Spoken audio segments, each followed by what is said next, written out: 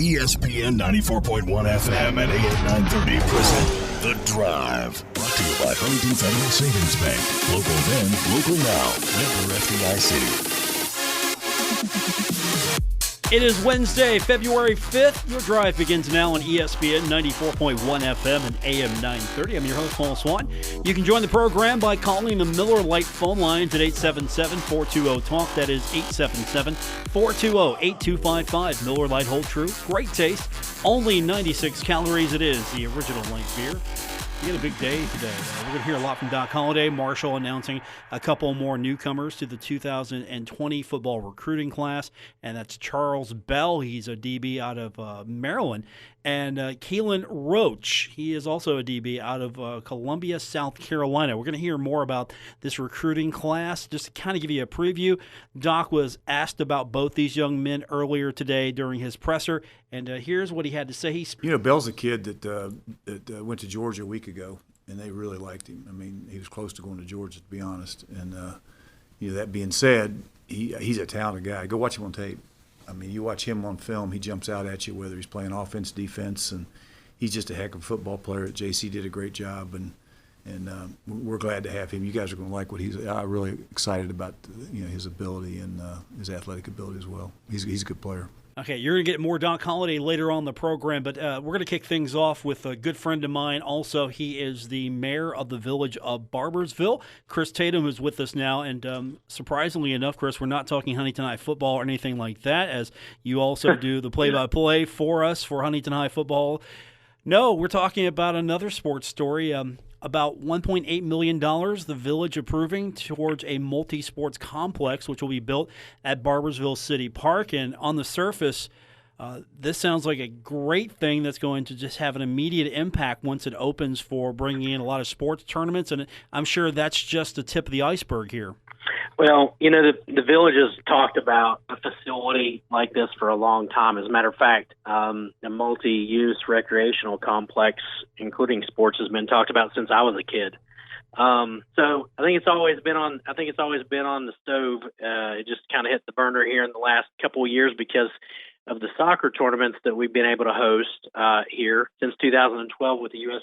Soccer Regional Eastern Region Finals, and of course us having the bid on the President's Cup, the Coles Cup, and a couple of others who've been here on numerous occasions. I think everybody knows that youth sports is pretty highly regarded here as well. So this complex looks to serve a number of our youth. We announced the first phase, which is 3 synthetic turf fields that will not only be lined for soccer, we'll have one line for soccer and football, and then they'll all have the ability to be lined for baseball and softball, lacrosse, and a number of outdoor sports. And actually, when you go and look at the plans, you can actually have 9 youth league size fields painted into this design as well. So you could have as many as 9 soccer games going on, a couple baseball and softball practices, and travel football tournament. You could have 3 full-size football fields for travel football. So there's a lot of possibility to this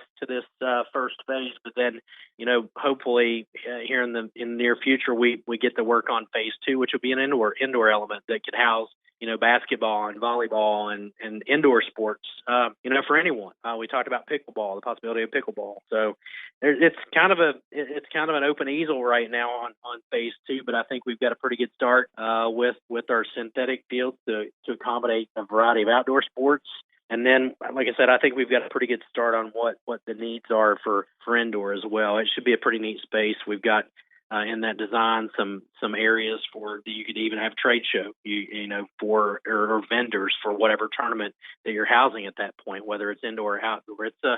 It's a neat design. Our council is really in tune with the sports tourism industry. It's a $9 billion industry, and we've already proven that we can get our chunk of that and contribute to the local economy through sports tourism. So this will just help further that mission, and it also solidifies our commitment to our youth sports and youth sports in the tri-state, really. Now, you mentioned it's something that's going to impact the local economy. You're not talking just the village. You're talking Huntington. You're talking Charleston, every point in between.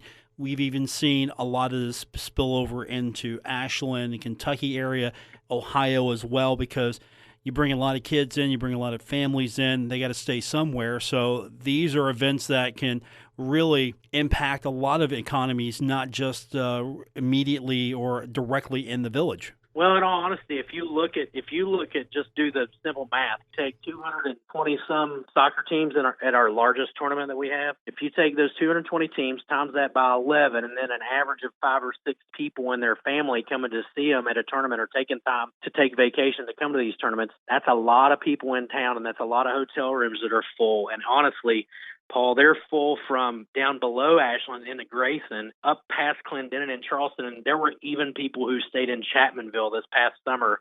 That's how many people were in town for this thing. So, it's a great opportunity for this area to put their best foot forward, to welcome these athletes and their families. And really, we've gotten great feedback, and that's why they continue to come back. There's so many people to thank for that. There's an army of volunteers with local Rotary clubs, Boy Scout groups, and Girl Scout groups, and even volunteers from our respective cities. Everybody just kind of goes all in for the time that those visitors are here to make sure their experience is great. And that's why they keep coming back. So it does. All the restaurants are full as well. All the shopping venues are full. A lot of these people are taking their summer vacations based around their son or daughter's youth sports programs. And like I said, it's a $9 billion industry. We've already proven that we can capture some of those dollars, and I think this just helps further that mission. What kind of infrastructure is going to need to be addressed to make this thing not only successful, but not be something that is a quagmire? We've seen, time and time again, you get a lot of people come into an area. Sometimes they don't know where they're going. Sometimes there's road jams. And I know there are probably things in the works that make this make sense, not only from, hey, let's have this thing, but let's make sure people can get to this thing. Well, there are, and I think that's any time that you put that many people in an area. But we've been doing this since 2012. Barbersville was the first place that U.S. Youth Soccer showed up at in West Virginia. So our police department, we have people volunteering parking cars. We have people volunteering flagging cars in and out of the complex. But we've got 2 pretty good egress and ingress points for Barbersville Park that put them right out onto Route 60, close to interstate interchanges. And the signage is always good. U.S. Youth Soccer and West Virginia Youth Soccer do a great job, along with, like I said, the police department, of putting up signage well before these families get into town. So we make it easy for them to find where they're going. And like I said, these business owners are happy to see them come in. So anytime they see somebody who looks like a stranded person and they don't know where they're going, they normally will go the extra mile and just take them there themselves. But it's well marked, and I think a lot of these people have been coming since 2012. A lot of these kids, I don't know if you saw the story or not, but a lot of these kids kind of cut their teeth here.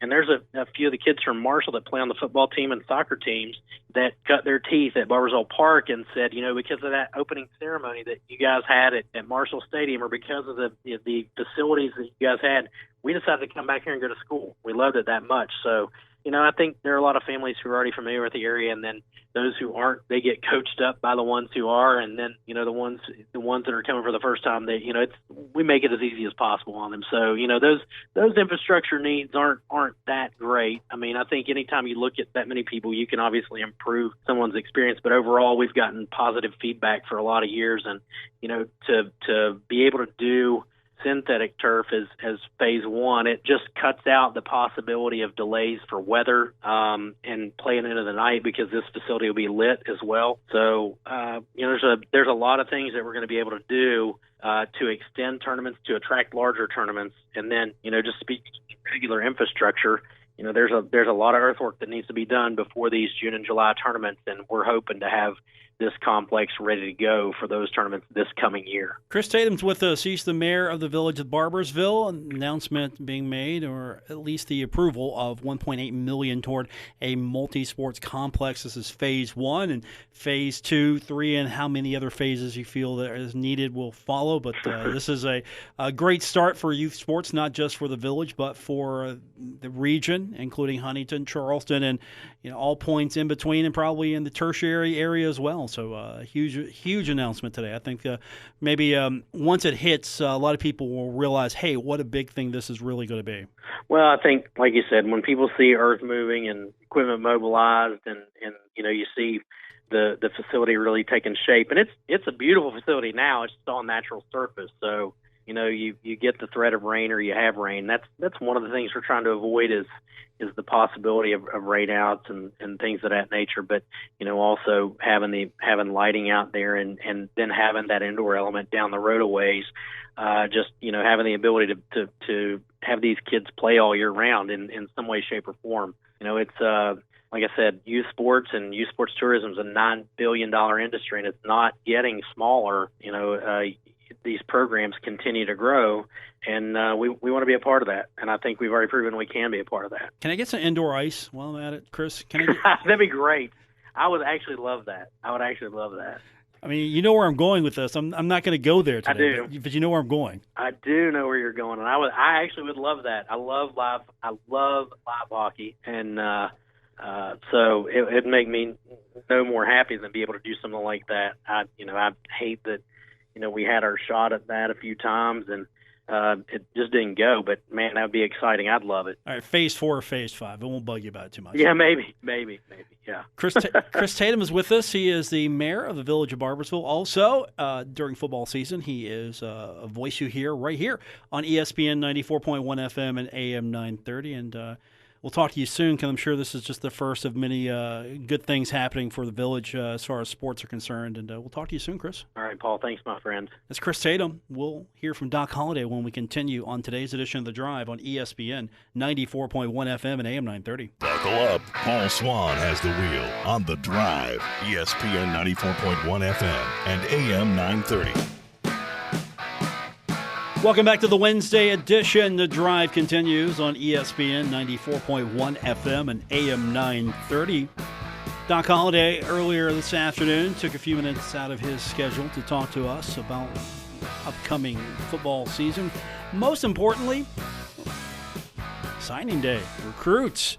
Now, it's not like it used to be. Everything sort of has been spread out a little bit more. I don't know if the fun's still there, but Marshall added a couple of kids today to the 2020 football recruiting class, and that's Charles Bell and Keelan Roach. And Doc spoke about them earlier if you were with us at the top of the show. But Doc, of course, majority of these kids, at least a lot of the kids that we know about already are signed already, are on campus, or at least a lot of them are. So I don't want to say this is anticlimactic. This is just adding to the list today. But Doc, still pretty excited because he can talk a little bit more about what he's got coming to the team, what to expect for the upcoming season. And here's Doc Holliday's opening statement about today's signing day. Thought we met our needs in this class, and I'm going to talk a little bit about recruiting here in a minute, how things have changed the last couple of years, because they really have as far as numbers and try to mix and match and that type of thing. But we went into this deal. We thought we had to get our linebacker depth squared away and get some older players there. I thought we did that. I think the great thing is we got about 8 or 9 of these kids are on campus right now. 3 of the linebackers are here, and we've had the opportunity for the last 3 weeks to watch, or last two weeks to watch these guys work out. Had some things we did with them yesterday, and of course had our mat drills this morning. And like what we see of those 3 linebackers being Charlie Gray, Bo Plan, and Cavalcante. Cavalcante is a guy who was the MEAC Defensive Preseason Player of the Year a year ago, so at Delaware State. And he's a grad transfer that has played a lot of football along with these junior college guys. So we think about, we lost Amari Cobb. We lost Tyler Brown, who gave us a lot of reps there a year ago. So we think these older kids can come in along with Beckett and help us shore up that linebacker position. Then we lost, of course, the 2 corners, and we were able to get a couple of JUCO corners. One of them, Joshua Bowers, is already here. We like what we see with him. We're excited about Kalen Roach, the other junior college kid we signed out of Georgia Military that we spent a lot of time evaluating. And the one thing I know about that corner position and nickel position is you can play young kids. Over the years we've done that. And we also signed, 3 high school guys along with that. So we felt like we met our needs there, along with another 3 or 4 linebackers there that we signed that are high school players. So those were kind of the points of emphasis for us at that point. Then just to get on a little bit, and I talked to a lot of people. So I talked to guy Georgia and a lot of places, and what's happened now with this early signing period. I mean, most of the kids are all signed. Georgia, I think, signed 2 or 3 kids this morning. We signed just a couple, But what's happened with all this transfer portals and all this stuff that's going on, I mean, if you sign a kid right now, and this has changed than what it was, a couple of years ago, and he does not make it academically, all right, then you lose that scholarship for the year, okay? So what's happened is these kids that are all signed right now to national letters are all eligible guys that are going to be here. And again, with the addition of these guys, there's probably 10 or 12 guys that I can't talk about that'll be on campus in school in June. And that's so that'll be added to this class that we can't talk about at this point. But we got to work on some things to get those guys here. So, with that being said, we're excited about these guys. And again, with this transfer portal and all the things that are going on, if you end up signing 25 guys and you use what's called an initial and an offer on those guys, which every guy you sign is an initial and an offer, then you can't, if somebody comes available, you can't take them. You don't have space to take those guys. And if you sign a guy to a national letter of intent and they become an initial and an offer and they're not eligible when the season rolls around, you've lost that scholarship for a year. They take that away from you. So it's so critical now that you manage these offers and these initials the right way. So if all of a sudden, we've got 5 of them that are still available, one of them will go to whoever our kicker is next year. He'll be one of them. Right now we don't have a kicker on scholarship, but that kicker, when he becomes that guy, that's where one of those initials and one of those offers go to, or Morehouse would be kicking field goals out here next year. So that's how that works with that guy. And then we'd like to, we're always looking for, we'd like to, get this whole portal thing. There's over 2,000 kids in there right now, which I think is crazy. What's going to happen is every time, and you guys read it as well as I do, every time you pick up the paper, there's 2 or 3 that go in there. How about Connecticut's got 24 players in the portal? It's just sad. I mean, Virginia Tech's got 12 or so. Stanford's a school you'd never think would have a graduate transfer, that people go to Stanford to get a degree. They got like 12. And Wake Forest, how about Wake Forest had maybe the best quarterback in the ACC. Their backup had already left. He left, and now here's Coach Clausen sitting there, and he's going to have a hell of a team next year, and they don't have a quarterback. So it's created a lot of issues for a lot of people, and you got to try to manage that the best you can. So fortunately for us, I think at this point we've only had a couple guys that are scholarship guys that had an opportunity to play that are in that portal. So see where it goes. I think we're in good shape as far as when things do happen, and we have the ability to make some things happen there. So I'll take some questions, and then really appreciate our staff. Our staff did a tremendous job. I thought Greg Atkins did a great job taking over the recruiting coordinator position once that how about Mike Trower? He had 3 jobs in 1 week. I don't know if I ever had a coach do that, but he goes to Florida State, to Colorado State, to the New York Giants in 1 week. I think his clothes are still in Florida State, I think. So, but I'm happy for all those guys, happy for him, and did a tremendous job while he was here. So that's a good thing. But also, we're able to bring, I think Luke Day is back. Really like what Luke's all about. Luke will help us a lot. I'm glad he's here. Glad he's back. I lost 4 strength coaches, so I had to replace all 4 of those guys, and I'm really happy with where that weight room is right now. As you all know, that's where games are won, in that weight room, and Luke's the best I've ever had. So I'm glad he's back. But it's Doc Holliday opening statement. We're going to hear more from Doc. He doesn't like the transfer portal, and we'll hear in his own words why. But before we leave you and head to the break, he talked about Luke Day being back, and we mentioned that yesterday. So a question was asked of Doc, what makes Luke Day so good? Well, he just brings, the way he does things, the toughness he brings to them, the message he gives them every day. He does such a great job, not only with the physical toughness that he brings, but also the mental toughness. And, he gets involved in the kids' lives. He's just a tremendous, tremendous guy that our kids have great respect for. And, I talked to a lot of guys. And, matter of fact, Tyler Brown, who I've got a lot of respect for, and I asked Tyler Brown, I said, tell me about Luke, when I was bringing Luke back. And he goes, Luke changes lives. And he does. He gets around these kids and gets involved in their life, and not only prepares them mentally, but also physically as well. So glad he's back. And I like our staff. I mean, I don't think we've announced our other guys yet, so I probably can't do that at this point. But got another strength coach has been a head strength coach at another place that came to us, and excited to be here. So got a great staff in there right now. Doc Holliday on the addition or bringing back of Luke Day. We're going to hear more from Doc, including how he feels about the transfer portal. Really, tell me how you feel, Doc. We'll hear about that when we continue on today's edition of The Drive on ESPN 94.1 FM and AM 930. Never miss a moment of The Drive with Paul Swann. Subscribe on Apple Podcasts, Spotify, or wherever you get your podcasts. We're catching up on Marshall recruiting today as Doc Holliday sat down with us earlier to talk about the signing class, a couple of additions to the class today.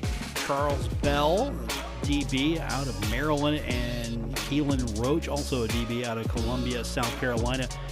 Additions to the already bunch of kids that he's got signed. And as you heard Doc earlier, if you weren't with us, he said that thing that stands out, he's got a lot of these kids already on campus. He's getting them in the system, ready to go. So he's pretty happy about that. But he talked a lot about, in his opening statement, about the transfer portal. Doc's not a fan. It's opened up the door for a lot of movement in college football. Student athletes who maybe feel like they've got a bad situation, they don't like where they're at, whatever the reason. There's so many, I can't list them all. But the transfer portal has made it so a kid can maybe get out of a situation he's not happy with. And for the kid, it might be a good thing, or it might not be. It's a toss-up. Either you're good enough and another school's going to take a chance on you, or you're going to find yourself out in the cold and without a team and a scholarship. So it can go both ways. Doc was asked about this as far as, hey, is this just bad? Is the transfer portal bad? And here's what he had to say. I think it is. I really do. I mean, I just, and every coach you talk to, feels the same way I do. I mean, I've said many times, Keith, it just, the thing that, whether it be basketball or athletics in general, teaches these kids to overcome adversity and fighting through things and, and all those things. And, I mean, now kids just pick up and leave, and they can pick up. And the sad thing is, and what happened in that national championship game, not in the national, but the four teams that were in the college football playoff, you had three guys that were in that portal. You had Hurts at Oklahoma, you had the Burrows kid at LSU, and you had the Fields kid at Ohio State. Well, that was like a poster child for the transfer portal. And everybody looked at those three guys, and one of them won the Heisman, and said, this is the greatest thing in the world. But what they don't look at is that, I think Mike Hamrick and I were talking, I think there's like 70% of the kids that go in that portal end up with nothing. They end up they give up a scholarship, and they end up not anything. So you don't read about all that. So all these kids, they got these bright eyes and these big lights, and they all go into that deal, and for a lot of them, it doesn't work out. And it's just, number one, I think it sends a wrong message. I think it, there's Wake Forest. There's a guy that had their quarterback, and they're looking to have a great season next year, and also now they don't have a quarterback on campus. I mean, is that good for college football? I don't think so. But that's, it's here, and I can assure you it's here to stay. And so, as coaches, we got to adjust to it and be prepared for it and do the best we can. Doc, not a fan. And he's got some serious points there because the kid does give up. I mean, that's the chance you take. If you're going to put yourself in that transfer portal, that's the chance you're taking. Are you good enough to go somewhere else, or can you go somewhere else? You might be good enough, but there's also a lot of kids who are good enough, and you might not land in a situation that's better. For me, I've always said, don't leave early. Get the scholarship, use it, take advantage of it, get your degree, got plenty of time to go pro. And for some of these kids, maybe they're trying to put themselves in the best position to go pro. For a lot of these kids, maybe they are genuinely not happy, or there is some discourse between them, the coaching staff, or the program. I mean, there are several reasons that are valid and legit for a kid to want to put himself in the transfer portal and to take that chance. And for some others, maybe they're just looking for a better situation. Whatever the case may be, it's personal to that young man. But at the same time, I understand it does put a hurting on these programs. It puts them in a bind. I mean, that's fair to say. But at the same time, if you've got a situation where it's just going bad, I mean, do you tough it out? I mean, I can't answer that question. It's an individual question. Do you tough it out, or do you try to find a better situation? If your job was falling apart and there was a better situation available, would you take it? I don't know if we can compare the two, but I mean, if you've got a bad situation at work, you're looking for another job, right? Well, it's a little different with these kids because they've got a scholarship and they might not find another opportunity like that. So it might be better for them to tough it out, get the education. But if they've got these aspirations past college football, they think they can play pro. And I'm going to tell you right now, a lot of these kids have that aspiration, and a lot of kids are realists and think, okay, I'm going to take advantage of this. I'm going to get an education. I'm going to play college football and see what happens. And there's a couple more avenues for them. There's, of course, XFL. I don't know how long that's going to last, but we're going to find out if it's going to be any good. We've got it coming up.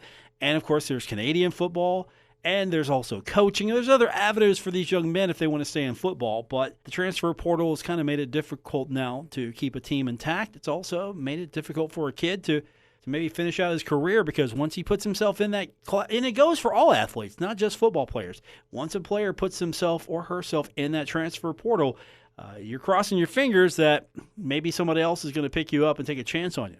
All right, Doc, of course, talking about recruiting earlier this afternoon, and one question that was asked of Doc was what stands out in this recruiting class, and I think we alluded to that a little bit, that a lot of these kids are on campus, and that's one thing that does stand out for Doc. One of the things stand out for me is the number of them that we have here on campus right now. You know, when those three junior college linebackers, or two junior college linebackers and the grad transfer from Delaware State, and also the DB are already on campus, you just see so much. Number one, they're with us right now. They're working out.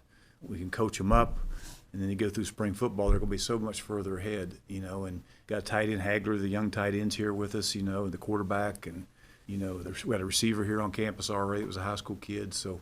Just those kids, and you know, you guys have all seen those guys that come in early, you know, seem to be able to have the opportunity. Brock Thompson was a guy like that came in early and got his feet wet in spring ball, and they're just so much further ahead by the time August rolls around to where you can hopefully get something out of them. The Doc's pretty happy. I've got kids already on campus. I get to work with them now, get to coach them up.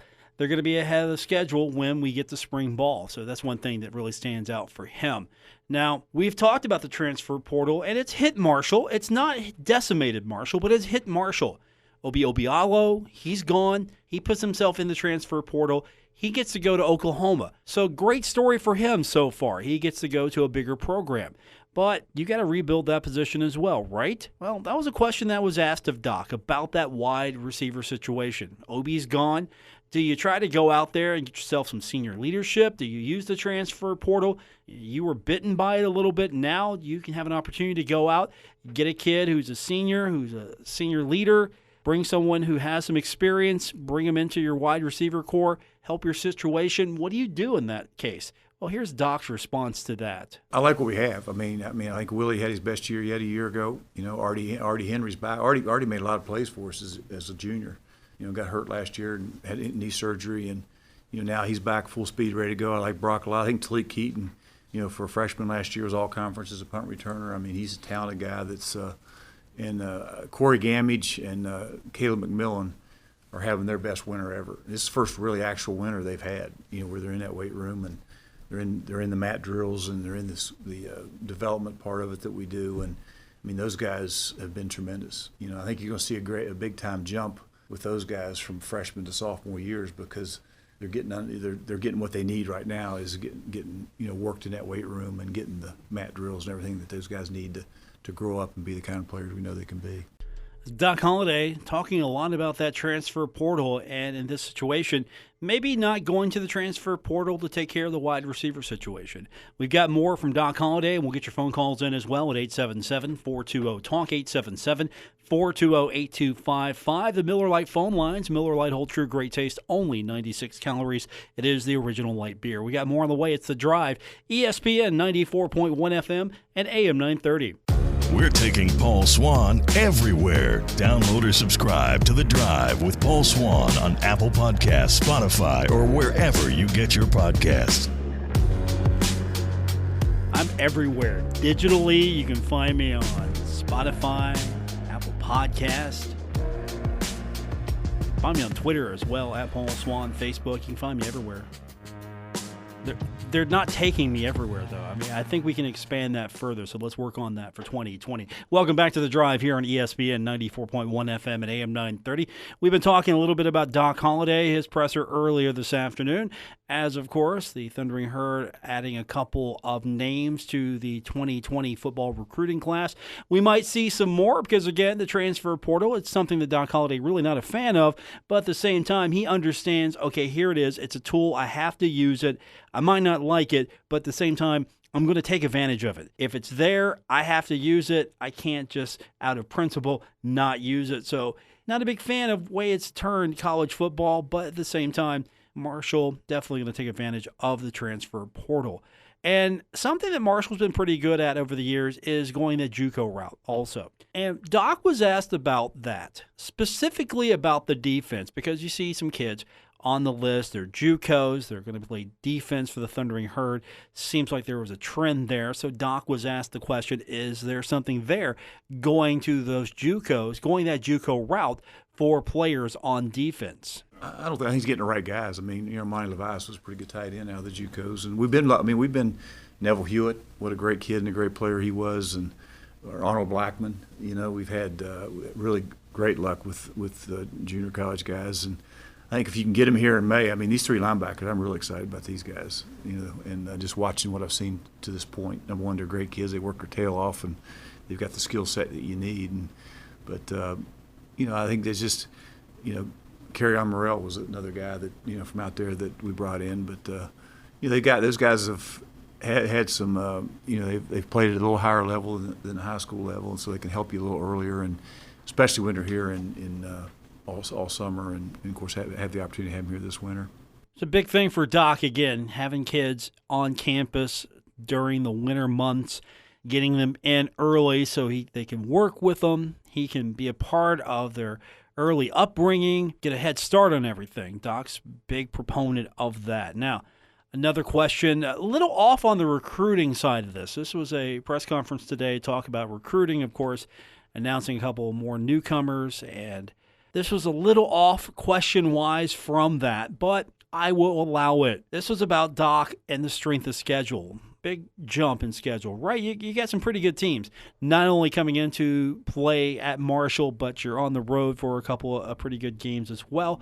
So that was a question that was asked today. The schedule came out a while ago, and I guess this is sort of that first opportunity to talk to Doc about it, and Doc talked about that strength of schedule. Pretty good. I don't think he has remembered such a pretty good non-conference schedule in a while. So here's Doc addressing that question. Yeah, it's I guarantee it's Keith. You can probably help me with this deal, but I'm not sure Marshall's ever played an out-of-conference schedule like we're going to have this year. But that's good. We get a chance to go on the road and play an East Carolina team that's going to be a whole lot better than what they've been a year ago under a new coach, and they played a lot of teams really tough down there a year ago. So that'll be a great challenge for us, and then get to come back and. I know East Carolina didn't go to a bowl, but I know Pitt did, and Pitt's got one of the best defenses in America, and they're right out here, and so is Boise. That we played really well a year ago out at Boise, so they're right here as well, and then we get to go down to Athens and play another bowl team. So, those are three, really challenging games there early on, and then, and this year, I think we played eight or nine teams, all right, that went to bowl games on our schedule this year. So this year's schedule was good as well. So I think it was 9, wasn't it, Jace? At the end of the day, we played 9 teams that went to bowls this year. So, those in Conference USA, you look around the league, and we say it every year, it's getting better, and so they're all great challenge. But right now, we're excited about the schedule. We're not going to worry about it. Right now we're just worrying about getting in that weight room and getting in the off season and becoming the best football team we can be, because it's going to be a great challenge for us. And got a lot of guys back. Got 9 starters back on offense, and that being said, we got a chance to get better, and we got to become more consistent there and continue to play defense. Now, I politely disagree in one regard. I don't think going to a bowl is a true indicator of how good you are as a team, because some of these bowl bids got to fill spots somehow, and I'm going to stay consistent. I've always said this, too many bowls. So I politely disagree just slightly there. That's just one man's opinion. On the flip side of this, again, even though I think there are too many bowls, I'm not going to be the one to tell a kid, hey, look, sorry, you can't go to a bowl and enjoy all of that. I'm not going to be that guy. So, too many bowls, but it's still a good thing for the kids. All right, that's Doc Holliday from earlier this afternoon. If you weren't with us earlier, the 2 newcomers that were announced today, Charles Bell, a DB out of Maryland, and Keelan Roach, he's a DB out of South Carolina. And Doc talked about those 2. He talked about mostly Bell when we asked him about that earlier in the day. And if you missed that earlier, here's what Doc had to say about Charles Bell. Bell's a kid that went to Georgia a week ago, and they really liked him. He was close to going to Georgia, to be honest. And that being said, he's a talented guy. Go watch him on tape. You watch him on film, he jumps out at you, whether he's playing offense, defense, and he's just a heck of a football player. JC did a great job, and we're glad to have him. You guys are going to like what I'm really excited about, his ability and his athletic ability as well. He's a good player. Basketball tomorrow is where we'll turn our attention. Don't forget, tomorrow, since it's a basketball day, we won't have a show at 5, but we do go on the air at 6 o'clock for our preview of Marshall and Southern Miss. I'll be joined by Bill Cornwell in the broadcast booth position. Our table. He'll be at the table with me, and we're going to preview Marshall and Southern Miss. Get you set. Hopefully, Thundering Herd on the basketball side can get a bounce-back win. And if the Thundering Herd can do that, because let's be honest, you win one on the road, you lose one on the road, you like to get back home and win both of them, put yourself in a position to avoid Pod 3. I know I've been talking about that a lot, but let's be honest. You got 4 games left. You better make your move now. You could either sink yourself or you can really put yourself in a good spot if you can win 3 or 4 of these games. I'm hoping the Thundering Herd can maintain some momentum with the home stand, get a couple of wins, go on the road, get a couple of wins. If that's the case, then they're going to look a lot better when it comes to the overall standings right now. They've got an opportunity. Southern Miss, it's a beatable team. I'm not going to say it's a win for the Thundering Herd, Doc. Dan has said don't sleep on them. So I'm not going to argue with the coach. He says don't sleep on Southern Miss. I'm not going to sleep on Southern Miss. So we'll find out what they're about tomorrow at the Cam Henderson Center. Looking forward to seeing you all out there. And of course, if you can't join us in person, you can lock it right here on ESPN 94.1 FM and AM 930, as we'll have the broadcast for you. We go on the air at 6 o'clock with our pregame coverage, tip-off set for 7 o'clock. So I'm excited. We get to see some Herd basketball. These will be the final 2 home games before the pod schedule is announced. So 2 home games, 2 road games, and then we'll find out where the Thundering Herd will be situated in the pod, and then we'll see what the pod schedule looks like. We could have some weekend games at home. We could have some weekend games on the road. Whatever the case may be, you can listen to them all right here on ESPN 94.1 FM and AM 930. That's going to do it for this edition of the show. I want to thank the mayor of Barboursville, Chris Tatum, for joining me this afternoon. Also, Doc Holliday. We had his comments throughout the day. Signing day continues for a lot of football fans, and if you missed any part of today's program, don't forget you can go back and catch the show on the podcast. That's right, wherever you get your podcast is where you can find The Drive with Paul Swann. That's going to do it for this edition of the show. Back tomorrow at 6 o'clock, we will talk Marshall basketball with you here on ESPN 94.1 FM and AM 930.